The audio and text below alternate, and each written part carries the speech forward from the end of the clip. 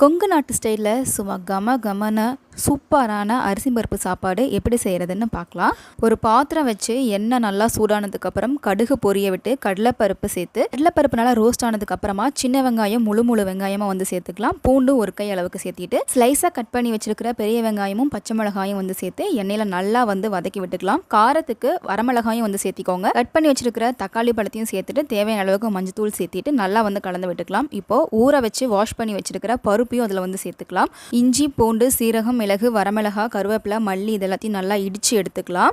இப்போது ஊற வச்சு வாஷ் பண்ணி வச்சுருக்க அரிசியை வந்து இதில் சேர்த்துட்டு நல்லா சூடானதுக்கு அப்புறமா கொதிக்க வச்சுருக்கிற தண்ணியை வந்து அதில் ஊற்றிக்கலாம். டம்ளர் அரிசிக்கு 2 டம்ளர் தண்ணி, பருப்பு சேர்த்திருக்கிறதுனால தேவையான அளவுக்கு அளவாக வந்து தண்ணி ஊற்றிக்கோங்க. இது நல்லா வந்து கொதிக்கட்டும். கொதிச்சதுக்கு அப்புறமா கடைசியாக இடித்து வச்சுருக்க சீரக மிளகாலாம் வந்து சேர்த்திட்டு அடுப்பை லோ ஃப்ளேமில் வச்சுருங்க. இப்போ சூப்பரான கமன்னு அரிசி பருப்பு சாதம் ரெடி. வீடியோ பிடிச்சிருந்தா லைக் பண்ணுங்கள், ஷேர் பண்ணுங்கள், சப்ஸ்கிரைப் பண்ணுங்கள்.